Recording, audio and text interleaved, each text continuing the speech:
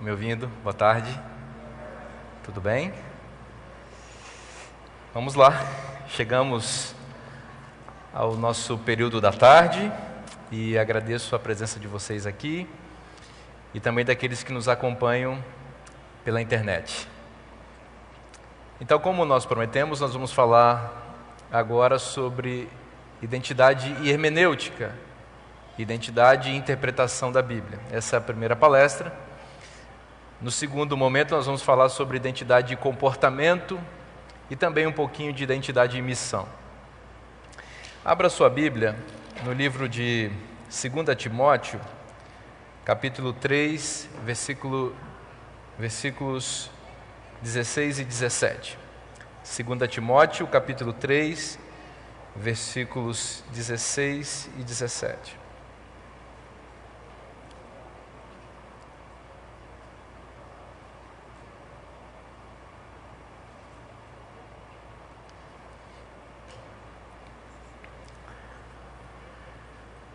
Vamos orar?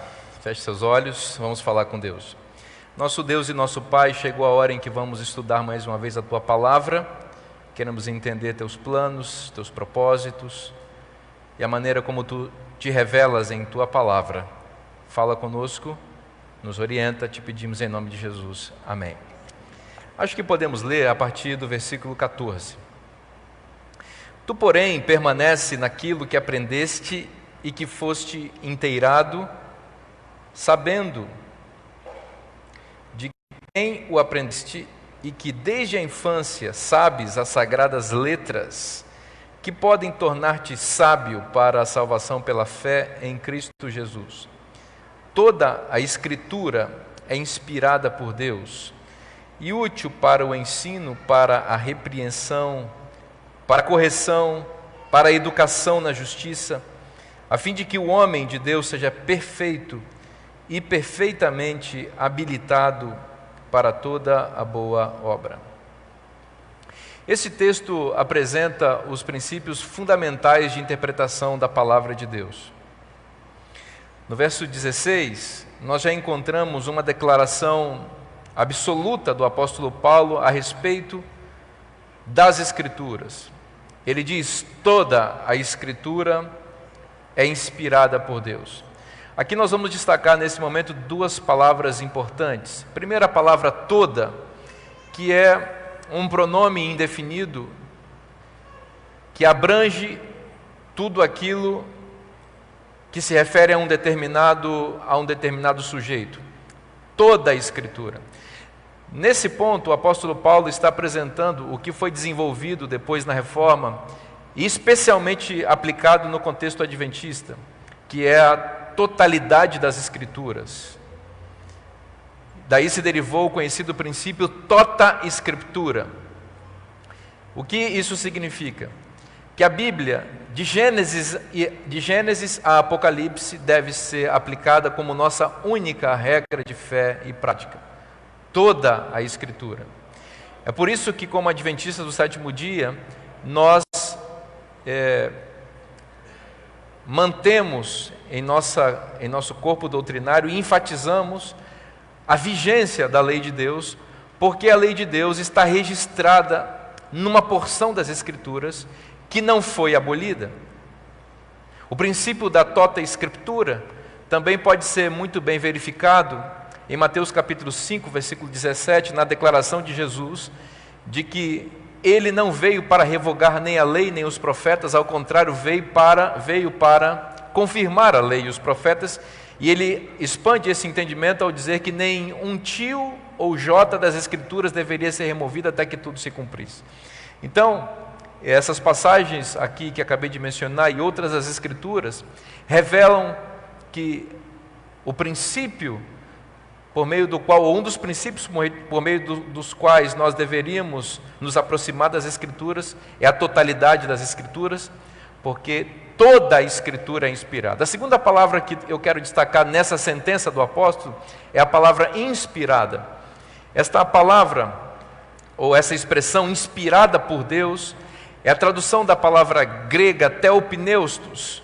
Theo, Deus, pneustos, vem de sopro, espírito. Vocês conhecem a palavra pneu, que é alguma coisa que tem um sopro, né, e que se mantém em pé dessa maneira. Então, a expressão theopneustos significa que Deus soprou as Escrituras. Então, tudo aquilo que está registrado aqui neste livro é produto do sopro divino. Aqui você tem uma metáfora do apóstolo para se referir ao mecanismo quase que fisiológico de produção de conhecimento ou de conteúdo linguístico. Nós falamos porque nós temos um aparelho, não é, digestivo, temos um aparelho respiratório, e os dois, o aparelho respiratório e digestivo, eles interagem na produção dos sons e da linguagem. E nós sopramos palavras nesse sentido. Então nós só falamos porque respiramos, e transpiramos, e inspiramos. Transpiramos não, perdão, inspiramos e respiramos. Transpiração já é outra coisa. Então nós produzimos a palavra por meio desses processos respiratórios, por assim dizer.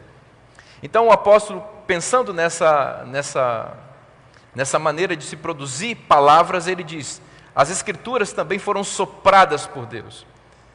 Então isso é muito importante, porque esse conceito de inspiração das Escrituras, ou seja, que elas foram produzidas a partir da mente divina, preserva o texto de invasões outras que vão tentar competir com a totalidade das Escrituras e com a suficiência das Escrituras em ser o nosso guia exclusivo de fé e prática. Então foi a partir desses princípios fundamentais, tota scriptura, sola scriptura, que a reforma protestante se insurgiu contra o modelo tradicional de religião que havia na Idade Média, que permitia ou que exaltava outras fontes de conhecimento e que colocava essas fontes em interação com a palavra de Deus e às vezes, na maior parte das vezes, superava o valor das Escrituras. Para falar um português mais claro, a igreja medieval romana, ela exaltava o papel da igreja como um colegiado capaz de prover conhecimento autoritativo que poderia se sobrepor ao próprio texto das Escrituras. Então, esse é o entendimento católico romano até hoje. Então, eles não exaltam as Escrituras, eles exaltam a igreja, porque no entendimento católico, a igreja, a Bíblia é produto da igreja, e nesse sentido a igreja é superior às Escrituras. O entendimento da reforma é de que a igreja é produto das Escrituras, e por isso a igreja está subordinada às Escrituras. Observa a diferença. Porém, existe uma coisa muito interessante que às vezes passa despercebido. Embora os reformadores do século XVI em diante tenham exaltado o princípio sola scriptura, que decorre desse texto que acabei de ler, esse princípio não foi efetivamente aplicado no contexto protestante. Por quê? Porque nós percebemos que, à semelhança da teologia católica, os protestantes continuaram a absorver na sua prática teológica outras fontes de conhecimento que interagiam ou que interagem com as Escrituras, informando o leitor das Escrituras para além do que o texto está revelado. Então, por exemplo, tanto Lutero, Calvino e demais reformadores, Wesley, inclusive, entendiam que a Bíblia deve ser lida em interação, por exemplo, com a tradição. O que é a tradição? É esse conjunto de informações que a história da igreja vem acumulando e de interpretações eclesiásticas ao longo da história, que acabam ajudando a igreja a interpretar o texto. A tradição é importante. A ciência também tem um local de destaque na própria maneira dos reformadores e da reforma protestante e do protestantismo de forma geral, de ler as Escrituras. Então, a ciência, a natureza, portanto, a ciência como estudo da natureza, também tem, na maneira protestante e católica, de interpretar as Escrituras, um papel de destaque. Por que isso? Isso vem desde lá da teologia medieval, especialmente a partir de um teólogo muito conhecido e importante para a história do catolicismo, chamado Tomás de Aquino, que entendia a natureza, ou dava à natureza um papel de destaque na revelação. a teologia natural, a revelação divina por meio da natureza, e em decorrência dos estudos da ciência da natureza, nesse entendimento, que depois também vai ser privilegiado na reforma, tem um papel de destaque. Então, o que a ciência começa a descobrir também é enxergado como revelação divina. E a gente não teria dificuldades em entender isso se a ciência não começasse a conflitar com a palavra de Deus. Então, vejam quais são as implicações, por exemplo, de assumir ou de dar um protagonismo para a ciência na interpretação das Escrituras. O paradigma científico que permanece hoje na ciência é de que a vida veio à existência por meio de processos evolutivos. E este pressuposto científico vai na contramão do que diz o texto bíblico, que apresenta Deus como Criador de todas as coisas, e criando por meio da sua palavra, em uma semana literal de 7 dias. Então, quando a teologia tenta interagir com a ciência e tenta manter o status da ciência em combinação com as Escrituras, vão surgir aberrações como: vamos ler a Bíblia por meio da lente da ciência. Então, o que esses supostos teólogos protestantes, católicos, e até alguns pretensos, por assim dizer, adventistas. Bom, o que está escrito em Gênesis 1 e 2 é poesia. É o profeta, poeta, tentando traduzir a complexidade do processo evolutivo por meio de texto literário poético.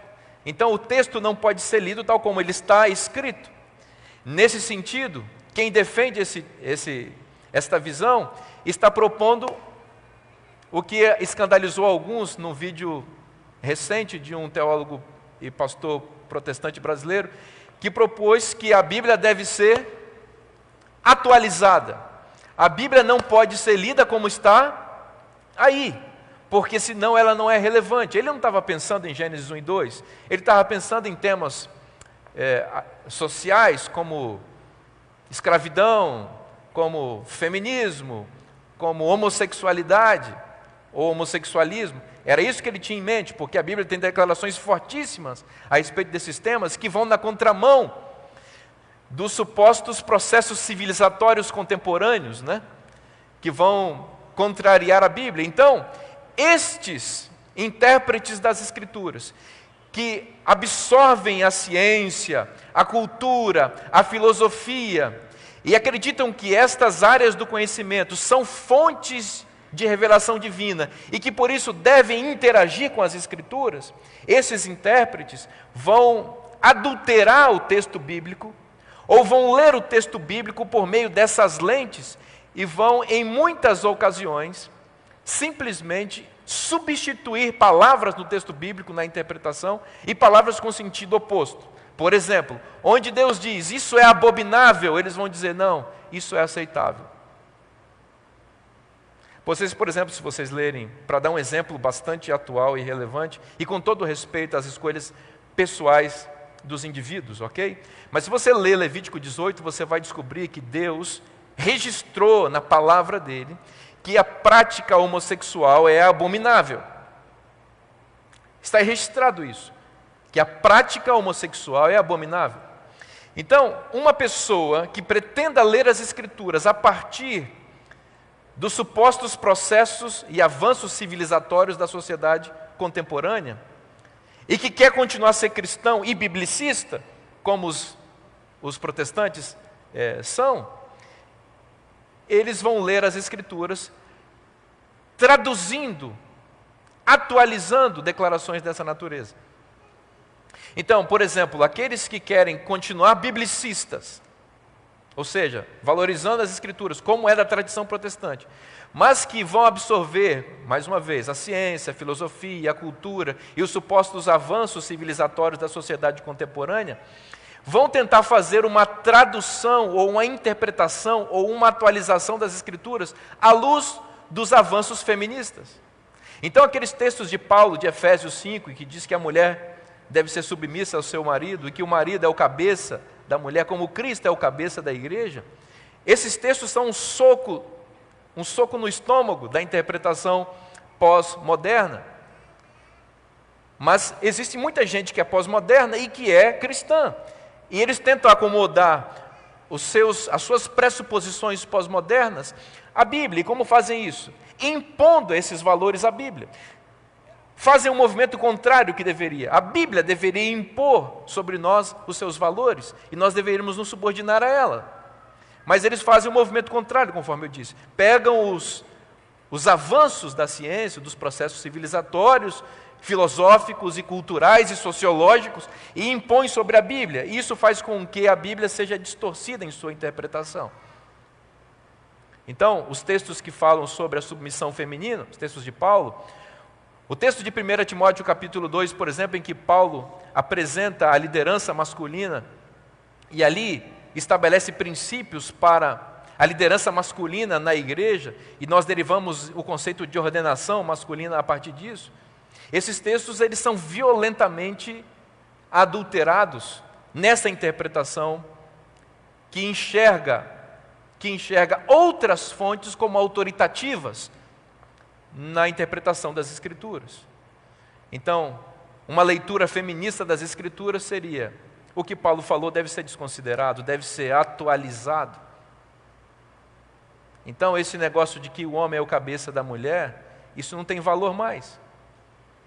Ou de que a liderança masculina, pastoral, ordenada na igreja, deve ser exercida por pessoas do sexo masculino, isso deve ser desconsiderado no mundo atual, porque na visão deles o Espírito Santo continua falando, e é verdade. Mas o Espírito Santo nunca continua falando, contrariando o que falou anteriormente. Isso é um princípio fundamental. O Espírito Santo não se contraria. Aliás, esse é um princípio fundamental de teste de exercício profético, e nós aplicamos isso a Ellen White. Só pode ser considerado um profeta aquele que expande o conhecimento profético anterior sem contradizê-lo, e por meio dos frutos e outros princípios mais. Agora, se ao interpretar as Escrituras, supostamente a partir de atualizações do Espírito Santo para a cultura contemporânea, essas atualizações, elas contradizerem o que está revelado anteriormente, essas interpretações precisam ser rejeitadas. Então, observem, eu disse a vocês que um dos princípios fundadores da Reforma Protestante é o sola Scriptura, ou seja, eu vou usar apenas a Bíblia como regra de fé e prática. Este princípio, no entanto, embora nasça com a Reforma, não foi efetivamente aplicado na Reforma. E existe um movimento cristão que pretendeu e que tem mantido o uso consistente do princípio da sola Scriptura, e falamos isso sem arrogância. Esse movimento é a Igreja Adventista do Sétimo Dia. Por quê? Porque para o Adventismo do Sétimo Dia é fundamental que só a Bíblia seja a regra de fé e prática. Porque o Adventista tem muito apego ao texto que está revelado, especialmente por um ponto central que na nossa compreensão não pode ser atualizado, e que foi atualizado já nos primeiros séculos da era cristã. Onde a Escritura disse: lembra-te do dia do sábado para o santificar. Em nome de uma interpretação culturalista da época, tentando acomodar convenientemente os costumes do Império Romano que se convertia ao cristianismo, os intérpretes romanos leram domingo no lugar de sábado. Leram o primeiro dia da semana, onde está escrito sétimo dia, e essa interpretação prevaleceu. E essa interpretação ela é uma agressão ao texto bíblico. Então os reformadores protestantes, se insurgindo contra esta maneira autoritária romanista de ler a Bíblia, estabeleceram que só as Escrituras são válidas como regra de fé e prática e devem ser lidas tal como, que as Escrituras devem ser lidas tais como estão escritas. Para os adventistas isso é fundamental. Porém, os próprios fundadores desse princípio não têm aplicado esse princípio conforme eu disse a vocês. Eu estou me referindo, dei um exemplo aqui sobre um conhecido pastor e teólogo adventista que recentemente causou um burburinho muito grande na internet ao dizer que a Bíblia deveria ser atualizada. E muitos pastores protestantes se levantaram contra esta declaração do teólogo protestante batista, porque especialmente ele estava se referindo à questão homossexual. Então, mexeu com a questão homossexual, então toda a patrulha moralista da internet se levantou para defender. Tudo bem, nós não somos a favor disso daí. Mas eles deveriam ter se preocupado quando eles abriram a teologia deles para outras fontes. Por que eles não se levantaram e rasgaram as suas vestes quando o catolicismo e o próprio protestantismo atualizaram a Bíblia trocando de sábado para domingo? Não deveriam estar tão assim revoltados, porque o que o pastor que causou escândalo entre os protestantes brasileiros fez é apenas seguir uma lógica natural de interpretação protestante.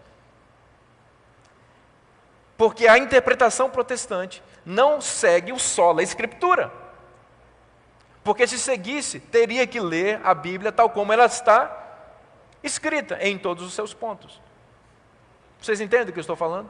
O que o pastor fez foi apenas ser coerente com aquilo que a tradição religiosa que ele faz parte sustenta. É simples assim.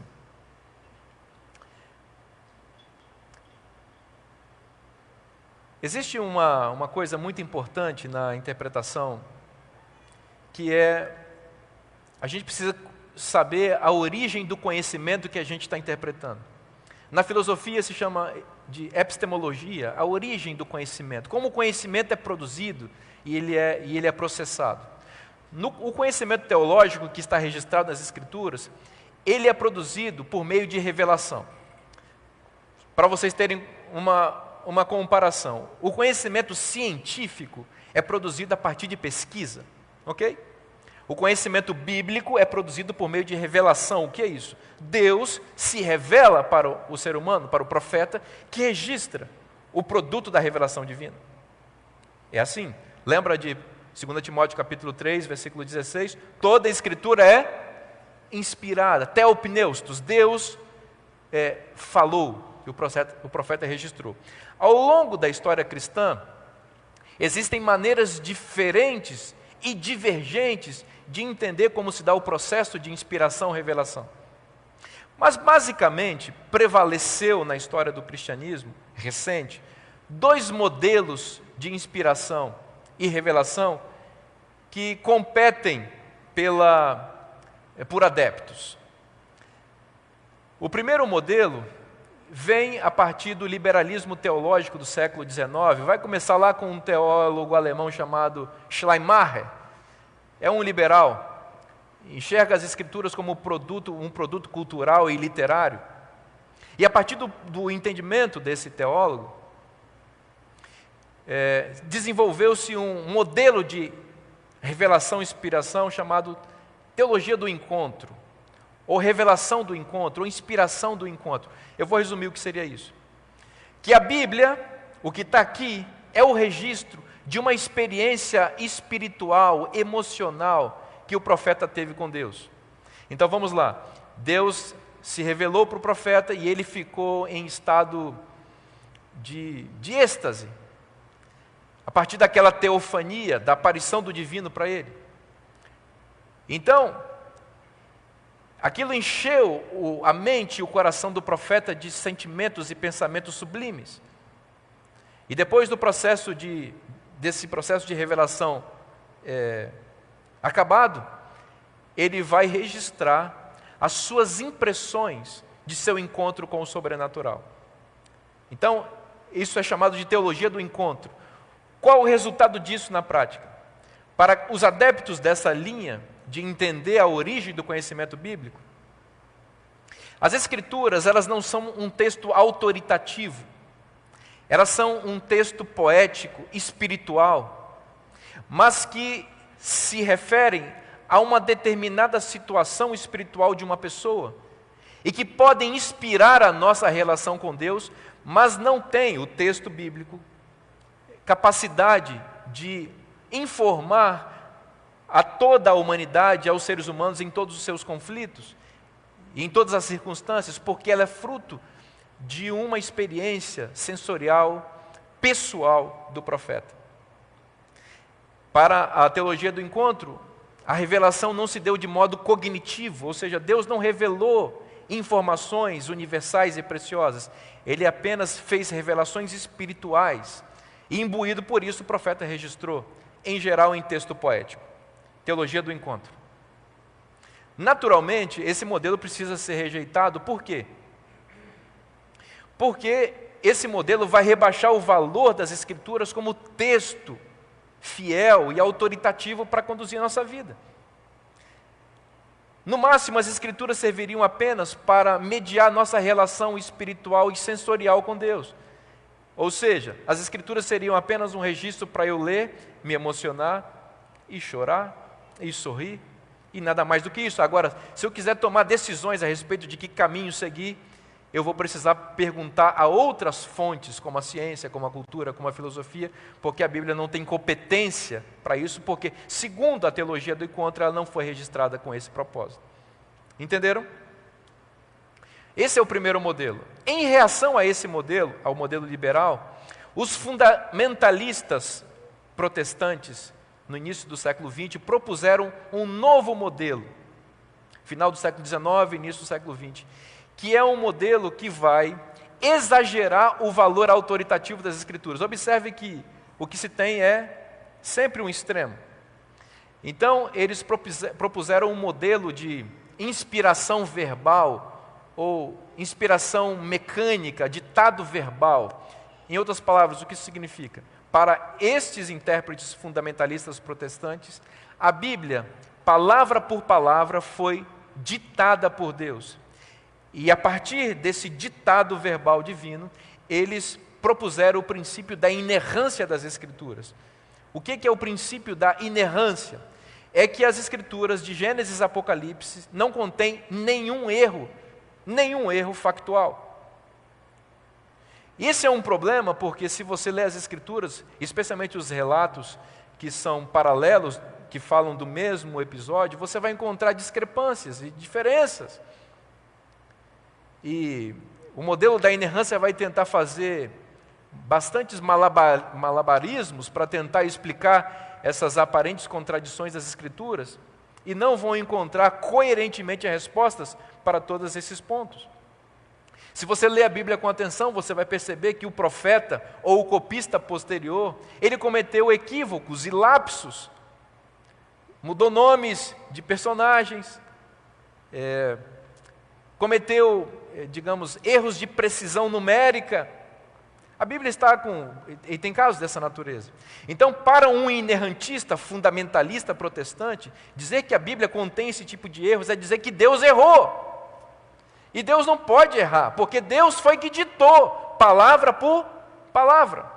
Observe que o modelo da inerrância verbal é um modelo que pretendeu se contrapor à proposta liberal do encontro, né, que eu mencionei anteriormente. Todos os dois modelos devem ser rejeitados na interpretação das Escrituras. Esses dois modelos precisam ser rejeitados. Que modelo nós, como adventistas, devemos assumir para manter o valor autoritativo das Escrituras e, ao mesmo tempo, considerar que as Escrituras são produto do registro humano, da interação divina e humana? Do ponto de vista divino, os conceitos e princípios apresentados nas Escrituras são infalíveis. Porém, Deus contou com a pena humana, e o humano, tudo o que ele faz, é imperfeito. As Escrituras, elas registram também a imperfeição e a incapacidade humana de ser abrangente, de não errar, entendem? As Escrituras é um registro, e talvez uma boa metáfora para entendermos o que é a Escritura nessa junção entre o divino e o humano, é a própria encarnação de Cristo. Cristo é divino, correto? Então Deus está na pessoa de Cristo, no corpo humano. Mas como ser humano, Cristo sentia fome, Cristo tinha necessidades fisiológicas, Cristo sentia dores, Cristo morreu. Portanto, Cristo era também, além de divino, o quê? Humano. Então essa junção entre o divino e o humano na encarnação de Cristo nos ajuda a entender a interação entre o divino e o humano no registro escriturístico. Entendem? Então você vai encontrar em Cristo deixa eu me expressar corretamente aqui.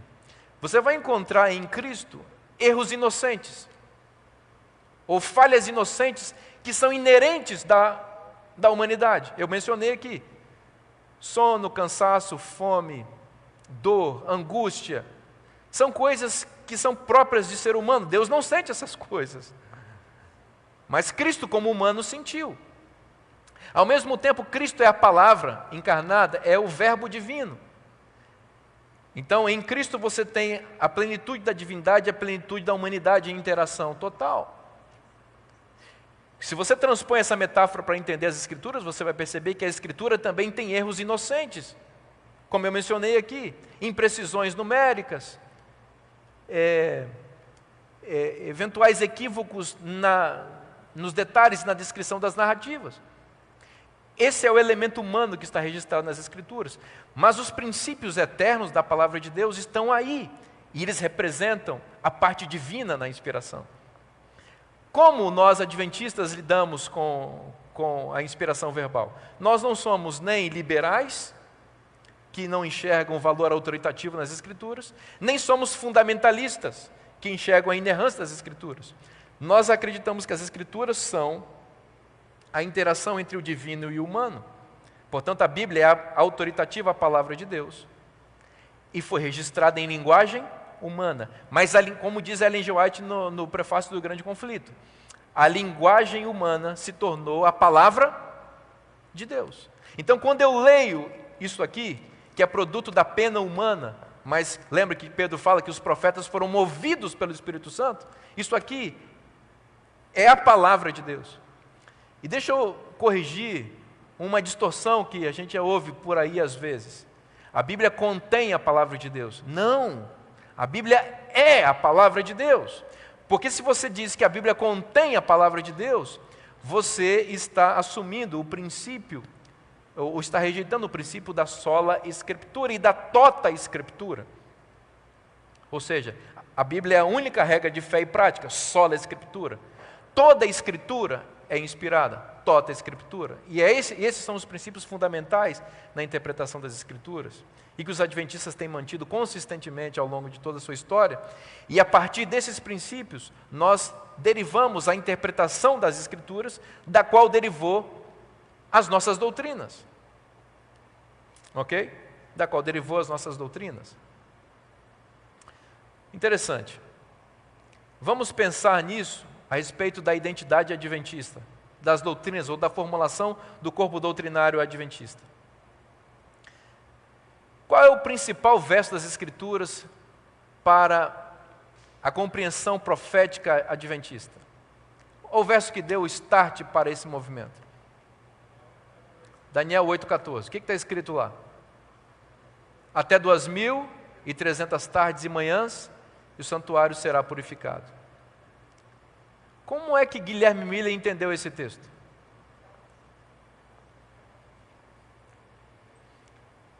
Observe, o texto é claro, hein?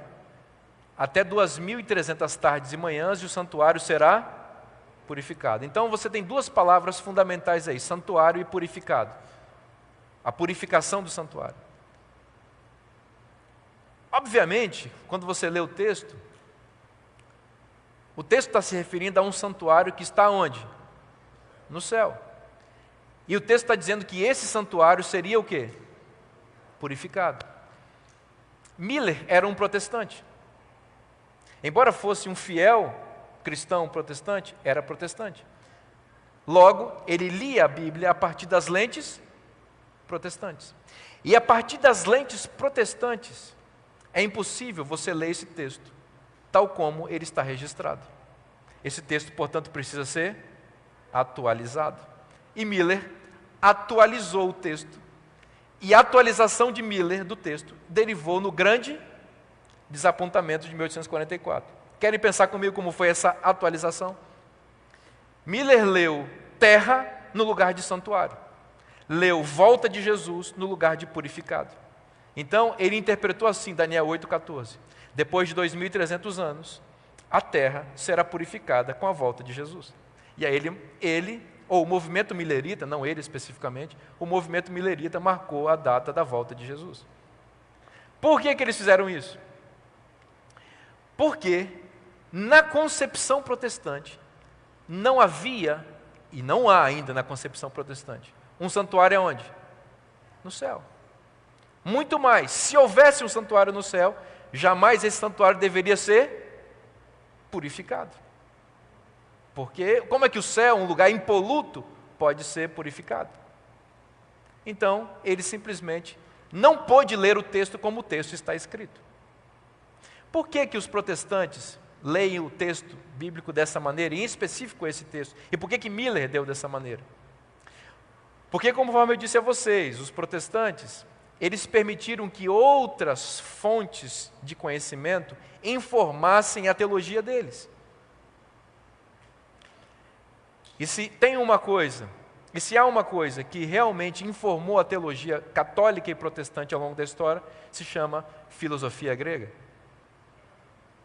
Na filosofia grega, especialmente de Aristóteles e Platão, esses dois filósofos foram muito importantes para o desenvolvimento teológico, tanto protestante quanto católico quanto protestante. Você não pode esquecer que o grande teólogo Agostinho de Hipona, teólogo católico, ele fez uma leitura cristã dos ensinos filosóficos de Platão.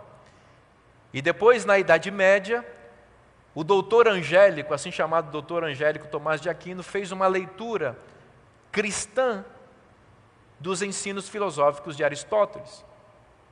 Então, a teologia protestante e católica toda emerge a partir da filosofia grega. Aí você pode pensar, pastor, mas você falou de Agostinho e de Aristóteles, vê se vocês estão prestando atenção, Tomás de Aquino. Esses dois são teólogos católicos, e onde entra o protestantismo nisso? A história da teologia é clara em dizer que o protestantismo, especialmente em Lutero, é uma profunda agostinização da fé cristã, ou seja, é um retorno a Agostinho.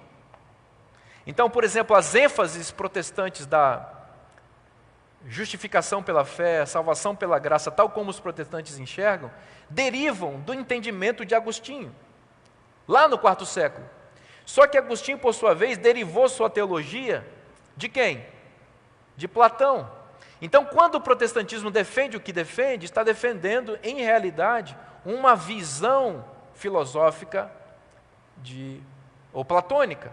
E uma coisa fundamental no platonismo, e aqueles 2 minutos ali vão estourar daqui a pouco, eu tenho que parar. Mas uma coisa fundamental no platonismo, a dicotomia, ou a diferença entre a realidade de Deus e a realidade dos homens.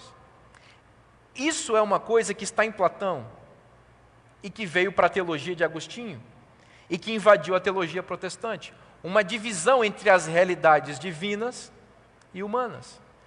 Então, na compreensão protestante, o céu não é um lugar, o céu é um não lugar. Ok? E o céu também é um local que não há tempo. Então, o Deus protestante que vem de Lutero, de Calvino e de Agostinho, é um Deus que lida de forma atemporal com o tempo. Como assim? Na compreensão tradicional protestante e também católica, porque vem dos seus filósofos antigos, Jesus morreu na cruz no ano 31, continua morrendo hoje, continua morrendo amanhã. Jesus já voltou no ano 31. Deus, ele não está em interação histórica no tempo. Deus está paralelamente no tempo. O tempo é uma coisa da realidade humana. Lembra do mito da caverna de Platão? Nós estamos presos na caverna e Deus está lá no mundo das ideias. Nesse mundo das ideias é um mundo desencarnado, imaterial, onde não há tempo e nem espaço. No mundo imaterial platônico, que foi relido na teologia agostiniana e na teologia católica e protestante, o mundo de Deus é um mundo atemporal e espacial. Não tem tempo e nem tem espaço. É por isso que quando Guilherme Miller, um protestante, leu Daniel 8,14, dizendo, até 2.300 tardes e manhãs o santuário, um lugar, será purificado, ele não pôde entender como o texto está dizendo. Por quê? Porque no céu não tem lugar na teologia protestante, a partir da filosofia grega. Veja, a teologia protestante permitiu que a filosofia grega informasse a ela como ler a Bíblia, e leu errado. Porém, quando você vai para as Escrituras e deixa as próprias Escrituras nos dizerem como é a realidade de Deus, nós vamos encontrar um Deus que se relaciona com a humanidade no tempo e no espaço. Você quer ver 2 exemplos na teologia adventista que comprovam que Deus se relaciona conosco no tempo e no espaço? 2 doutrinas fundamentais do adventismo. A doutrina do sábado, tempo, e a doutrina do santuário, espaço. Os adventistas são os únicos, ou o único grupo cristão que enxerga um Deus diferente da filosofia grega, porque em seu corpo doutrinário percebe Deus interagindo no tempo e no espaço com o ser humano. Aliás, Daniel 8,14 é uma junção dessas 2 modalidades, ou dessas 2 categorias importantíssimas para a filosofia, tempo e espaço. Até 2.300 tardes e manhãs. O que é isso? Tempo. O santuário, o que é isso? Espaço. Será purificado. Onde está esse santuário? No céu. Então isso significa que existe uma relação de contiguidade, tempo e espaço, entre o céu e a terra. No dia 22 de outubro de 1844, terra, aconteceu um movimento aonde? No céu. E para isso acontecer, o tempo para Deus precisa passar de forma histórica, quando passa para nós. Isso é uma interpretação diferente da filosofia grega, para quem o tempo divino não existe. Então, eles vão dizer, a eternidade é a ausência de tempo. Então, o conceito de eternidade que advém da filosofia grega e protestante e católica é a ausência de tempo. O conceito de eternidade, porém, que a Bíblia nos informa, não é a ausência de tempo. Eternidade é tempo sem fim. É diferente. Percebeu? Deus é um ser histórico. Deus está no tempo. Ele não tem nem início, não tem fim. Mas o tempo está passando. Porque Deus está interagindo no tempo. É por isso que em 1844, depois de 2.300 anos, a partir de um marco temporal em 457, pôde acontecer um movimento de contiguidade temporal e espacial entre o céu e a terra.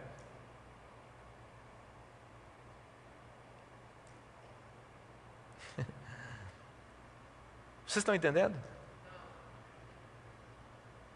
Isso é muito importante, por quê? Porque isso permite que nós leiamos a Bíblia tal como ela está, o quê? Escrita. Porque senão a Bíblia tem que ser o quê? Atualizada. Aí o Lutero, o nosso amigo Guilherme Miller, vai ter que ler. Se não pensar como eu estou dizendo aqui para vocês, com todo o respeito, e nós não somos donos da verdade, o nosso amigo Guilherme Miller teve razão. Ele tinha que ler Volta de Jesus em Daniel 8,14. Por quê? Se Deus não está em interação temporal e espacial com a humanidade, não pode haver santuário no céu. Tem mais um tempinho só para uma última coisa aqui nessa palestra? Quer ver uma outra coisa? Os protestantes, eles são deterministas em relação à salvação. O que significa? Que eles acreditam na predestinação para a salvação, correto? Por que eles acreditam nisso? Porque o Deus protestante é o Deus calvinista, luterano e agostiniano, que veio lá de Agostinho de Hipona. E lembra que Agostinho vem de quem? De Platão. E a imagem desse Deus que vem de Agostinho, eu vou chamar aqui, entendam a minha linguagem, é um deusão. O que é um deusão? É um Deus que ele é quase que claustrofóbico, ou ele cria um ambiente claustrofóbico para a liberdade das suas criaturas. É um Deus que controla tudo e que não dá nenhuma liberdade e nenhuma e nenhuma condição de escolha para os seres criados. Por isso vem de Platão, vem de Agostinho, passou por Lutero e Calvino. E isso está na teologia protestante. É por isso que eles creem que as pessoas são salvas ou se perdem pelos arbítrios divinos e não pelas escolhas delas. Eu vi certa vez um teólogo protestante, importante teólogo protestante brasileiro, explicar como é a predestinação calvinista. Ele diz o seguinte: pensem que está a humanidade toda seguindo por uma estrada cujo destino dessa estrada é um precipício e todos vão cair. Todas as pessoas estão com um fone de ouvido que impede que elas ouçam, e elas não podem tirar, e elas não sabem. Então elas estão caminhando, e elas vão cair. Então Deus, na sua bondade, na sua misericórdia, está dizendo: há um precipício, vocês vão cair. Só que as pessoas estão como? Com fone de ouvido, com um tampão nos ouvidos. Então o que Deus faz na sua graça maravilhosa? Olha que Deus bonzinho. Ele vai lá e escolhe algumas pessoas para tirar o tampão, enquanto não vai tirar de outras. Então ele continua dizendo: vocês vão cair. Só que só os eleitos podem ouvir. Por quê? Porque só para os eleitos Deus teve a decisão de tirar o tampão do ouvido. Os outros vão morrer perdidos, porque não ouviram e não creram na palavra de Deus. Mas como poderiam crer nessa teologia, entendem? Então essa é a teologia calvinista protestante que vem da visão agostiniana e platônica. Ou seja, o ser humano não tem livre-arbítrio. Por que eles acreditam nisso, os protestantes? Porque eles acham que o exercício da escolha, ele é meritório. Então se eu escolho, eu tenho mérito. E se eu tenho mérito, já não é a salvação exclusivamente pela graça. Essa é a justificativa deles. Que a escolha é meritória, portanto ela tem que ser tirada. Então se haverá salvação, ela é exclusivamente pela graça, e para ser exclusivamente pela graça, ela tem que ser algo exclusivamente divino, e não pode ter interação humana nas escolhas, em nada. Bom, é por isso, agora vocês vão entender porque eu estou falando isso. É por isso que para os protestantes, uma doutrina chamada juízo investigativo é uma aberração. Por quê? Porque juízo investigativo, esse que começou em 1844, no dia 22 de outubro, é uma contability divina. O que é isso? É Deus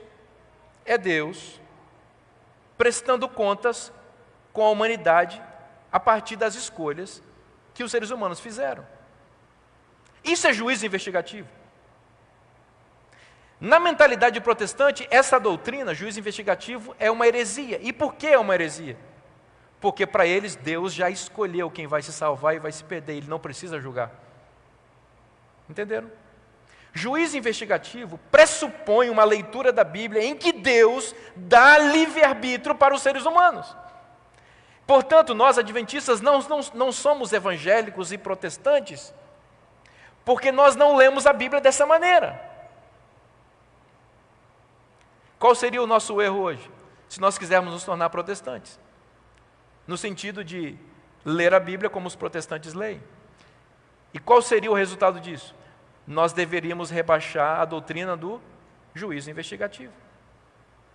E vocês acham que isso não foi tentado já? É claro que foi. É claro que foi. Vocês já ouviram falar num homem chamado Desmond Ford? Desmond Ford foi um brilhante teólogo adventista da década de 70, que foi fazer doutorado numa universidade protestante, teve um eminente teólogo F.F. Bruce como seu advisor, como seu orientador. E quando Ford voltou para lecionar nos círculos teológicos adventistas, ele voltou protestantizando a teologia adventista. Então, para ele, o juízo investigativo era uma aberração. Por quê? Porque Deus não precisa julgar. Por que Deus não precisa julgar? Porque Deus predeterminou quem vai se salvar. Veja que isso não é adventismo, não é Bíblia, isso é protestantismo. Vocês estão entendendo a importância disso daí? Esse indivíduo, foi dado a ele toda a oportunidade para corrigir seus pensamentos e tal, mas ele morreu fiel a esses valores que ele entendeu. Qual é uma derivação dessa compreensão protestante e diferença em relação ao adventismo? Simples. Se eu creio que Deus me dá livre-arbítrio para escolher, eu vou prezar pelas minhas escolhas. Portanto, eu vou valorizar a liberdade que Deus me dá. Lembra que Tiago diz que nós vamos ser julgados pela lei da liberdade. Eu vou prezar a lei da liberdade e vou viver com base na santidade dessa lei. E vou me preocupar em me santificar, ou permitir que o Espírito Santo me santifique, porque o juízo vai me avaliar. Agora, se eu sou um protestante, eu não preciso me preocupar com essas coisas, porque uma vez salvo, salvo para sempre. Portanto, há um rebaixamento do valor da lei e da santificação. É por isso que existem choques culturais, inclusive dentro do adventismo. Porque existe uma geração que foi protestantizada por uma pregação evangélica da justificação pela fé. Jesus te ama, você é uma coisa linda, você é maravilhoso, você está salvo, o céu não será a mesma coisa sem você. Essa é uma pregação protestante que invadiu os círculos e os púlpitos adventistas, que produziu uma geração que não se preocupa em santidade e esqueceu o juízo investigativo e esqueceu a santificação. Por outro lado, existe uma geração ainda viva, e alguns tentando reviver uma tradição que valoriza o juízo investigativo, a santidade e a liberdade, porque Jesus vai voltar em breve, eu preciso estar preparado, eu preciso estar pronto para ser aprovado no juízo divino. Vocês estão entendendo? Tudo isso tem que ver com hermenêutica, com a interpretação das Escrituras. Ler a Bíblia não significa apenas decodificar as letras pretas no papel branco. Significa usar os pressupostos e valores da própria Escritura para interpretar as Escrituras. Eu espero que essa seja a nossa prática. Deus abençoe vocês.